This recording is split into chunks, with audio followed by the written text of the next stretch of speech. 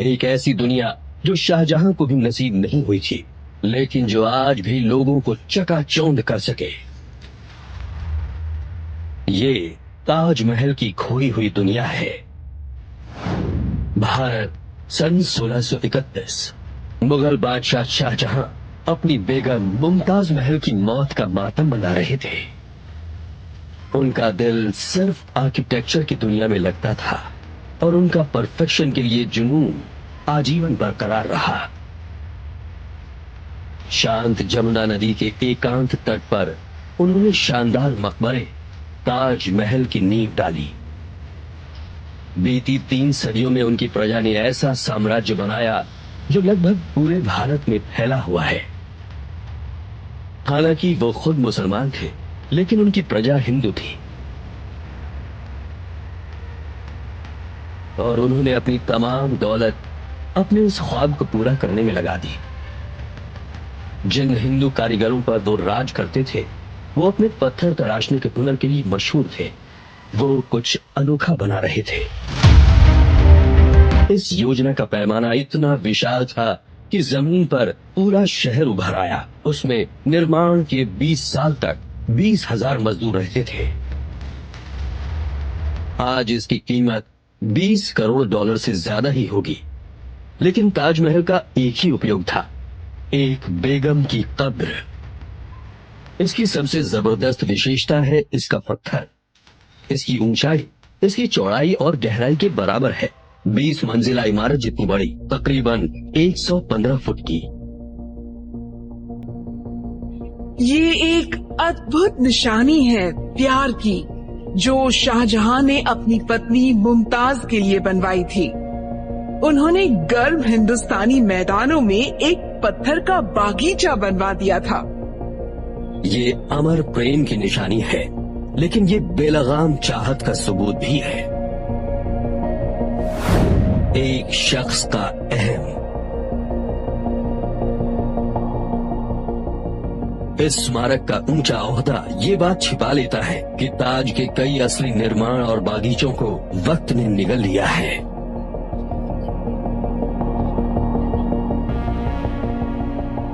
आज ये दुनिया का सबसे अच्छी तरह से संरक्षित और सबसे सुंदर मकबरा है। ताजमहल एक नए तरह के आर्किटेक्चर और इंजीनियरिंग का शिखर है जो शाहजहां के राज में विकसित हुआ था। लेकिन शाहजहां का ख्वाब हमेशा एक से ज्यादा महल बनाने का था। आज भी जगह 46 फुटबॉल के मैदानों से बड़ी है, लेकिन शाहजहां के समय में ये और भी बड़ी रही होगी। आज ताजमहल की तस्वीरें एक ही जगह से ली जाती हैं, वही इसकी पहचान बन गई है।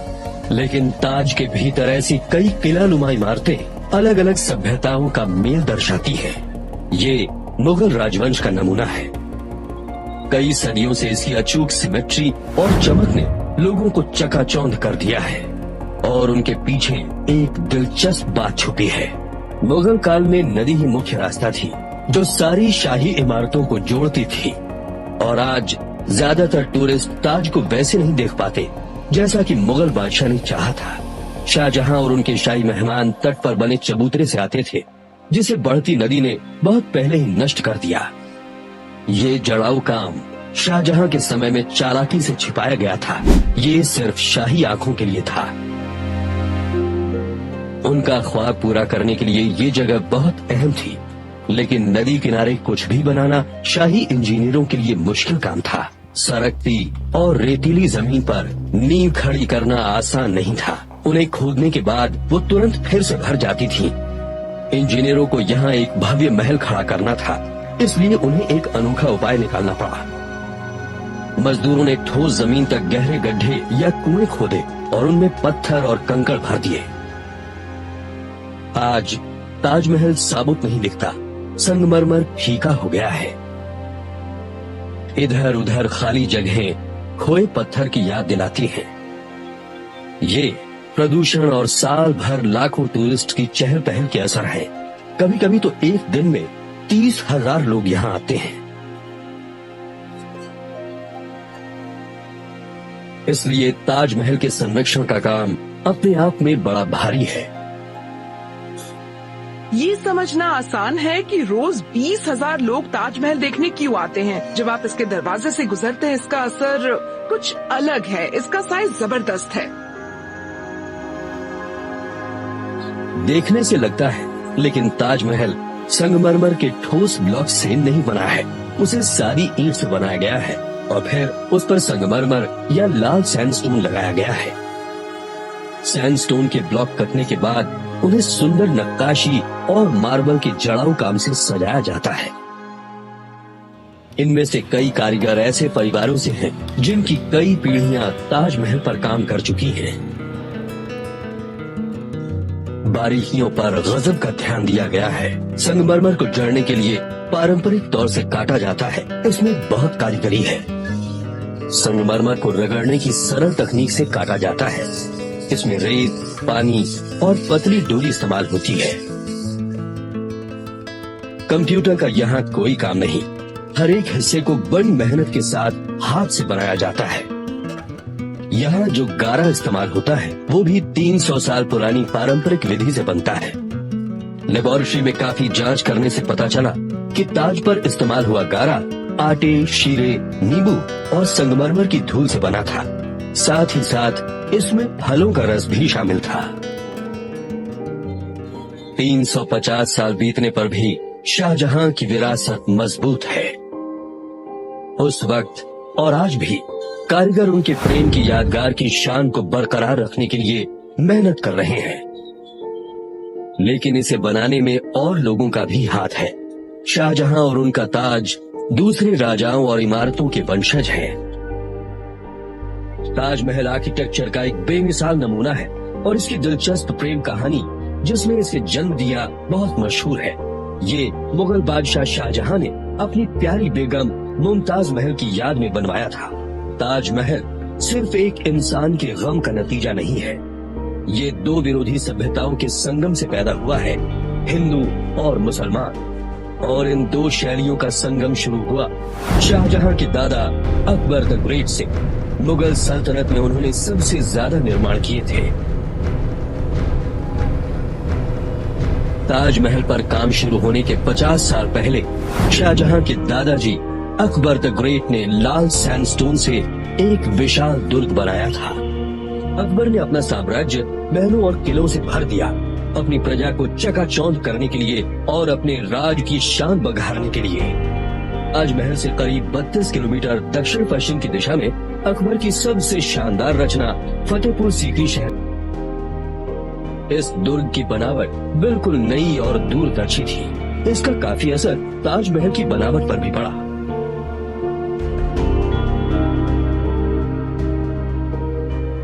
फतेहपुर सीकरी का लाल सैंडस्टोन समय के साथ बिल्कुल नहीं बदला। सन 1569 और 1585 के बीच में बनाया गया फतेहपुर सीकरी 4.5 सदियों से शांत पड़ा है। सिर्फ 16 साल के बाद अपर्याप्त पानी की सुविधा यहाँ की आबादी का पोषण नहीं कर सकी और इसे छोड़ दिया गया। फतेहपुर सीकरी धंधे और व्यापार का केंद्र था। दुनिया भर से व्यापारी यहाँ अपना सामान बेचने आते थे। यहाँ सोने, मसालों और बढ़िया सिल्क का व्यापार होता था। दुर्ग के बाहर बड़ी दीवारों से सुरक्षित और साफ सुथरी दुकानों की एक कतार मुख्य मार्ग के किनारे लगती थी। सबसे महंगी चीजें एक शानदार चौक में बिकती थी, जहाँ एक बड़ा सैंडस्टोन का दरवाजा था। फतेहपुर सीकरी की बढ़िया दुकानों के हाथों से खूब दौलत गुजरती थी। ये एक फलता फूलता व्यापार केंद्र था जिसकी पहुंच यूरोप और ऑटोमन साम्राज्य तक भी थी। अकबर के आर्किटेक्ट ने अपनी प्रेरणा उन डेरों से ली जहां उनके लोगों के रहने का रिवाज था। ये लोग कभी बंजारे हुआ करते थे। ये खाली पड़े मंडप असल में तंबू थे जिनमें कपड़े की बजाय पत्थर लगा दिया गया था। और अकबर की इस शानदार रचना का गहरा असर हुआ शाहजहां पर। उन्होंने भी अपने किलों और महलों में लाल सैंडस्टोन इस्तेमाल किया। भारत की पत्थर तराशने की परंपरा दुनिया में सबसे कुशल मानी जाती है।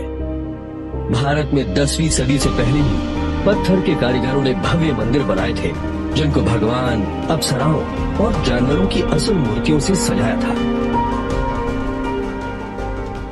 जब अकबर ने फतेहपुर सीकरी की नींव डाली, तब उन्हें लोकल भारतीय कारीगरों की कला का पूरा अंदाजा था। कारीगर अपनी कला आगे की पीढ़ियों को सिखा जाते थे और आज वही कुशलता जिससे शहर बना, उसे संजोए रखने के काम आ रही है, क्योंकि ये तरीका नहीं बदला। उन्होंने जिस तरह की सूक्ष्मता देखी, उसकी बराबरी आधुनिक तकनीकें बहुत कम ही कर सकती हैं। यहाँ अकबर के कारीगरों ने जबरदस्त पत्थर के महल बनाए, जिन्हें सुंदर नक्काशी और जड़ाऊ काम से सजाया। इनमें से एक बीरबल का महल बादशाह के जनान खाने की औरतों के लिए बना था। अकबर का जनान खाना उनके साम्राज्य के मुताबिक बढ़ता रहा। हर नई जीत के साथ पराजित रईस अपनी सबसे सुंदर बेटियां उन्हें तोहफे में दे देते थे, लेकिन इन सबसे ज्यादा उन्हें अपने राज्य में दिलचस्पी थी। दीवाने खास भारत की किसी भी इमारत से हटकर है। इसके बीच में थ्रोन पिलर नाम का एक अद्भुत नक्काशीदार स्तंभ खड़ा है, जिसके ऊपर एक बड़ा गोलाकार चबूतरा है। उससे 4 जंगलीदार पुल बाहर निकलते हैं। अपने सिंहासन पर बैठकर अकबर अपनी प्रजा के प्रतिनिधियों से सलाह मशवरा करते थे। इन मशवरों के जरिए उन्होंने भारत के मजहबों को जोड़ने की सोची। ये खंबा उनकी इस कोशिश का प्रतीक है, क्योंकि इसमें हिंदू और इस्लाम दोनों धर्म से नमूने लिए गए हैं। फतेहपुर सीकरी ने जो प्रेरणा दी, वही उसका सबसे बड़ा योगदान था। उसने भारत को एक आर्किटेक्चर और संस्कृति के जरिए से ऐसा सपना दिखाया जिसमें दोनों मजहबों का मेल मिलाप हो गया। अकबर ने लोकल कारीगरों की कला काम में लगाई, जबकि वो उनके अपने रिवाजों से अलग थी। ये मेलजोल उनका सपना पूरा करने के लिए अहम था। ताजमहल से करीब 1.5 किलोमीटर दूर यहाँ लाल स्टोन का भव्य स्मारक रेड फोर्ट यानी लाल किला यमुना नदी के मोड़ पर खड़ा है। इसे अकबर ने बनाया था, मुगलों में सबसे महान राज्य बनाने वाला शख्स। सन 1526 से 1858 तक मुगल वंश ने अपने राज्य की सीमा बढ़ाई और पूरे भारत में अपनी सल्तनत फैला दी। मुगल सुरक्षा के लिए किले बनाने में भी निपुण थे। उनकी विरासत आज भी दिखाई देती है भारत की भूमि पर बिछे महलों और किलों में। आगरा का लाल किला उनके सबसे ताकतवर निर्माणों में से एक है। ये नाम उसके चारों ओर खड़ी 110 फुट ऊंची लाल सैंडस्टोन की दीवार की वजह से पड़ा। ये किला 200 साल से ज्यादा मुगल सल्तनत के प्रशासन का केंद्र बना रहा। नजर पर छा जाने वाला किला लोगों को याद दिलाता था कि आखिर ताकत किसके पास है। अकबर का यही इरादा था कि दीवारें अटूट बन जाए। बराबर अंतराल पर दरवाजे थे। ऊंची मीनारों और दीवारों से सुरक्षा और बढ़ती थी। 16वीं सदी की शुरुआत में शाहजहां, जिन्होंने बाद में ताजमहल बनवाया, इस किले के वारिस हो जाते हैं और इसको बदल डालते हैं। उनका राज मुगल हुकूमत की बसंत जैसा था, एक शांत अरसा जिसमें खुशहाली और स्थिरता थी। उनका हुक्म सबसे ऊंचा था। उनके राज्य में लड़ाई नहीं होती थी। ये जबरदस्त शानो शौकत का अरसा था, जब लोग अपने महान शासक को सबसे बड़ा निर्माण करते हुए देख रहे थे। अपने दादाजी से विरासत में मिली इमारतों से शाहजहां संतुष्ट नहीं थे। उन्होंने आगरा के लाल किले के बड़े बड़े हिस्सों में सुधार किया। उन्होंने उसे सुरक्षित गढ़ से आनंद को समर्पित महल में बदल दिया। उन्होंने सफेद संगमरमर में अपनी छाप छोड़ी। इससे अंदाजा लगाया जा सकता था कि वो ताजमहल में क्या करने वाले हैं। लाल सैंडस्टोन को हटाकर सफेद संगमरमर से सजावट की गई। जहां अकबर के निर्माणों ने अनेकता को अपनाया था, शाहजहां की शैली में एक नई तरतीब में विश्वास दिखता था। उनके निर्माणों में हिंदू और मुसलमान परंपरा अलग नहीं है। बल्कि दोनों के मिलने से कुछ बिल्कुल अनोखा पैदा हो गया। खास बात यह भी है कि ये इमारतें कैसी दिखती हैं, इस पर दिन के समय का भी गहरा असर पड़ता है। प्राकृतिक तत्वों के प्रयोग से इमारतों की दिखावट को संवारने का ख्याल ताजमहल पर पूरे जोर शोर से इस्तेमाल हुआ है। आगरा फोर्ट हमेशा से एक सेना की छावनी से ज्यादा रहा है और इन दीवारों के अंदर शाहजहां मुगल दरबार की शराब और शबाब वाली जीवन शैली में डूबते चले गए। वो अपने जवाहरातों और कपड़ों की पसंद के लिए जाने जाते थे और दर्जियों और जौहरियों की एक टोली उनकी सेवा किया करती थी। उनके जनान खाने में कई सौ वेश्याएं और दासियां रहती थी और दर्जनों बीवियां भी थी। इस शानो शौकत का शिखर था मुसम्मन बुर्ज पैलेस, जो उन्होंने अपनी पसंदीदा पत्नी मुमताज महल के लिए बनवाया था। उनके मरने पर उन्हें ताजमहल में रखा गया, लेकिन जीते जी वो यहाँ रहती थी। खूबसूरती बढ़ाने के लिए शाहजहां पूरे राज्य और उसके बाहर से भी राय लेते थे। उन्होंने यूरोप के कारीगरों को अपने दरबार में अपने कारीगरों को कीमती पत्थरों को जड़ने के नए नए तरीके सिखाने के लिए बुलाया, जैसे कि इटालियन तरीका पिएट्रा ड्यूरा, रंग बिरंगे कोरल, लैपिस और दूसरे पत्थरों से कई तरह के फूल बनते थे। नतीजा इतनी सफाई के साथ महल की दीवारों पर बहता हुआ नजर आता था कि लगता था ये चित्रकारी है, पत्थर का काम नहीं। मुगल शायरी और कुरान में फूलों के विषय में कहा जाता है कि ये जन्नत के पानी से उभरते हैं। सफेद संगमरमर में जड़े फूलों के खूबसूरत डिजाइन इस्लाम के मुरीदों से वादा किए गए इनाम का प्रतीक है। आज ये महल ताजमहल के सबसे खूबसूरत नजारों में से एक पेश करता है और नसीब का फेर ऐसा है कि शाहजहां ने अपना आखिरी समय यहाँ अपने बेटे का बंदी बनकर गुजारा और यहीं से अपनी महान रचना को निहारते हुए दम तोड़ दिया। शाहजहां ने आगरा फोर्ट पर काम ताजमहल से 20 साल पहले किया था कि यहाँ पाई गई सामग्री और डिजाइन के लक्षण बाद में ताजमहल में हूबहू बनाए गए। लाल सैंडस्टोन को चमकते सफेद संगमरमर ने हटा दिया, जिसमें खूबसूरत जड़ाऊ काम था। यहाँ किए गए प्रयोग इतिहास की सबसे दंग कर देने वाली इमारत को बनाने में इस्तेमाल हुए। बादशाह शाहजहां का मुगल आर्किटेक्चर का मास्टरपीस है और दुनिया की सबसे मशहूर इमारत। आज भी मुगल सल्तनत से जुड़ी दौलत और ताकत हमें नजर आती है। ये एक बड़ी चुनौती है क्योंकि ताजमहल के कई असली स्ट्रक्चर्स बढ़ते हुए शहर या नदी जैसे प्राकृतिक तत्वों ने नष्ट कर दिए।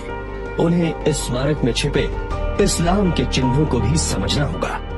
सारे मुगल बादशाहों की तरह शाहजहां भी मुसलमान थे और सजावट की बारीकियों में धार्मिक अहमियत भरी है। ये द्वार उस दरवाजे का प्रतीक है जिससे गुजर के मोहम्मद अनंत में चले गए थे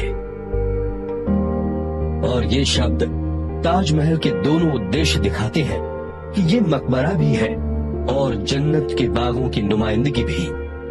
मुगल रेगिस्तान के लोग थे जिन्हें चिलचिलाती धूप और सूखी जमीन की आदत थी।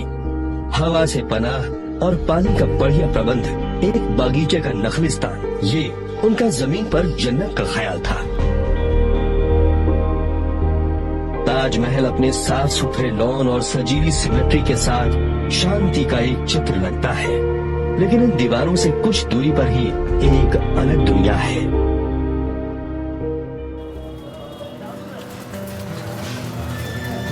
पुरानी दुकानों और सस्ते सराय से भरा हुआ ये इलाका कहलाता है ताजगंज। बहुत से टूरिस्ट ये नहीं जानते हैं कि ये पतली गलियां कभी ताजमहल के इलाके का जरूरी हिस्सा हुआ करती थी, जिसे कारवां सराय कहते थे। कारवां सराय सफर करते हुए व्यापारियों के ठहरने और उनके माल को रखने की सुरक्षित जगह थी। ये जगह व्यापार का केंद्र थे। शाहजहां चाहते थे कि लोग ताजमहल को देखें। वो चाहते थे कि लोग उससे प्रभावित हों। इस महल को बनाते वक्त शाहजहां मकबरे से कुछ ज्यादा बना रहे थे। ताज का परिसर शहर के अंदर एक शहर था। इन सड़कों की उथल पुथल में भी हमें शाहजहां के खोए कारवां सराय के सुराग में जाते हैं। कहावत आज भी टूर गाइड सुनाते हैं वो ये है कि मुगल बादशाह शाहजहां काले संगमरमर का एक दूसरा मकबरा ताज के सामने ही नदी के उत्तरी किनारे पर बनाना चाहते थे। टूर गाइड कहते हैं कि शाहजहां के बेटे ने उसका काला रूप बनाने से पहले ही अपने पिता का तख्ता पलट दिया। कई लोगों ने ये दावा भी किया है कि उन्हें काले संगमरमर के टुकड़े मिले जो शायद काले ताज की अधूरी नींव हो सकते हैं। लेकिन उन हजारों टूरिस्ट को जो ताज के खेमों से नदी के उस पार देखते हैं, बंजर धरती से ज्यादा कुछ नजर नहीं आता। अफवाहों की कोई असली बुनियाद नहीं है, लेकिन उन्हें अपनी जांच में पता चला कि शाहजहां नदी के इस पार कोई निर्माण करना चाहते थे। एक और इमारत नहीं, बल्कि वो मेहताब बाग यानी मूनलाइट गार्डन बनाना चाहते थे। मेहताब बाग को इस तरह बनाया जाना था कि वो नदी के उस पार ताजमहल के बागीचों की सीध में हो। शाहजहां ने अपना सपना पूरा करने के लिए अपने राज्य की तमाम दौलत और साधना लगा दी। उन्होंने प्राकृतिक तत्वों का इस्तेमाल किया, जैसे नदी और दिन की बदलती रोशनी। चांदनी में जो कंप्यूटर की तकनीक से बनाई गई है, काला ताज पानी पर नजर आता है। क्या शाहजहां का असल में यही इरादा था? एक और महल नहीं, बल्कि ताजमहल की गहरी छाया, चांदनी में बनी एक परछाई। ताजमहल की अलौकिक सुंदरता के जरिए एक तानाशाही राजा दुनिया के सामने अपनी शान शौकत दिखा रहा था। ये साफ है कि शाहजहां अपने मेहमानों पर हावी होना चाहते थे। इसका विशाल पैमाना, इसका रौबदार दरवाजा, मकबरे तक लंबा रास्ता, इसके 4 मीनार जो ऐसे खड़े हैं जैसे किसी कीमती नग की रखवाली कर रहे हो, और इसकी सुंदर सजावट सभी इस बात को पुख्ता करते हैं।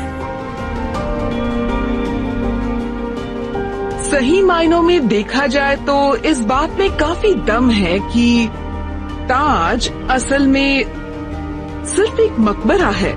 ये सिर्फ एक शख्स के सपने का नतीजा नहीं है, बल्कि 2 विकसित सभ्यताओं का मेल भी है। ताजमहल में शाहजहां ने मुगल आर्किटेक्चर को भारत के और पहले के बहुमूल्य इतिहास के साथ मिला दिया। मुझे नहीं लगता कि ऐसी इमारत फिर कभी बनाई जाएगी। शाहजहां के राज्य का तो अंत में पतन हो गया, लेकिन ताजमहल आज भी जिंदा है और इसे आज भी खूबसूरती की बेमिसाल यादगार माना जाता है।